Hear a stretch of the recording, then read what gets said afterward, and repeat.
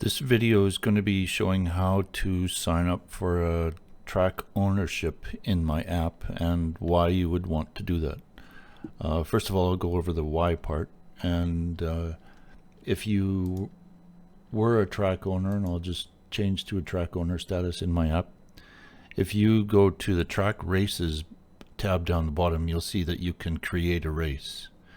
I've done this so that track owners can create races either, daily. It'd be a current thing that you could create one right now, or you can create an upcoming race, which would happen, next week, in an hour, next year, whenever you want. The idea is that people will be able to come to this tab, and it's focused mainly on your tracks, or track, depending upon how many you own. You'll also be able to edit the track that you're owning, the events page.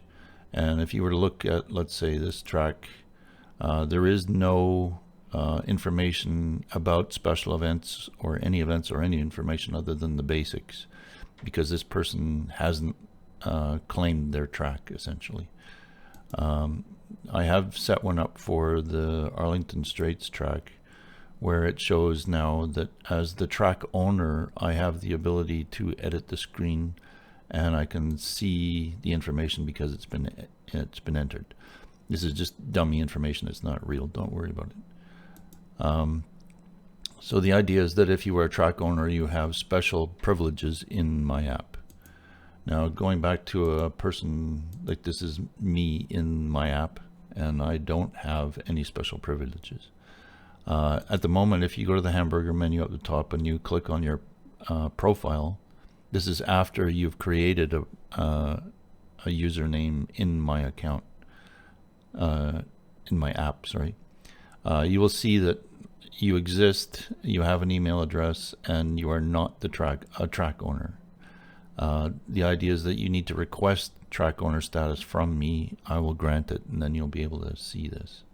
So we'll step through that. So you would go to the hamburger menu and request track owner status, and you'll get to a page where basically this just says that I want your in-game name, track name, and track address. I don't really need the track address, but it helps sometimes to try and find it if it's brand new. So anyways, I've created a dummy email. I'll just paste that in here. So I've requested that I own the Dante's Inferno track, and the address is 1311 East 79th Street, Chicago, Illinois. Sending the email will send me back to the home page, and then in the Upland game, once I receive that email as the administrator, I will search for your track, and it was the Dante's Inferno track, and I will go there, make sure it exists, and then I will send this person, which would be me in this case. It isn't me, but let's pretend it is, an email, or sorry, an in-game message asking if they were the person that requested track access. So if you are not the person who owns the track, but you have been given authority to be the track owner in my app, I need to know that too. I will, instead of asking this person if they are the person that has requested access, I'll ask them if you have been given the opportunity or the ability to create races. Okay, so now if we go back to my app, and through the magic of television, you'll see that I have created, or have given myself access to 3 tracks. It now says I am a track owner, and the 3 tracks I have given myself access to are these. And if I click on Dante's Inferno, I'll be able to edit the track information that appears on the track page. And I've just created some dummy information that I'll just paste in here so you can see how it works.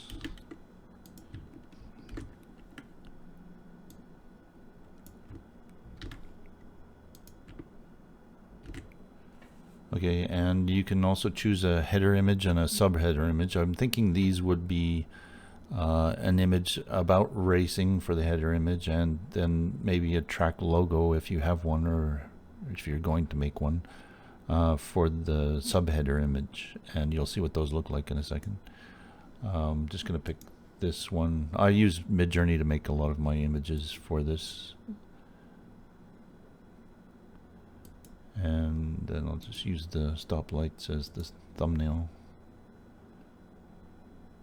Once that's done, you can submit all this information, and you'll see that now if I go to the track page and I go to Dante's Inferno, if I click on here, you'll now see I have the ability to edit that same info that I had before, and I can see that information. You see the picture of the car and the traffic light, and then all the information that I had here.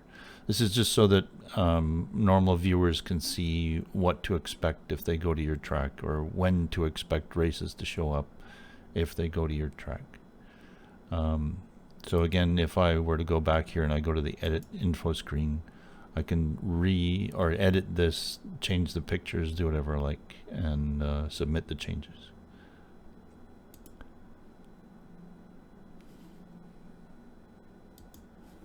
And then back to the track racing page, you can see now I have the ability to create a race as well. There's no current or upcoming races for any of the tracks that I own as this user. So in the next video, I'll show you how to create a race.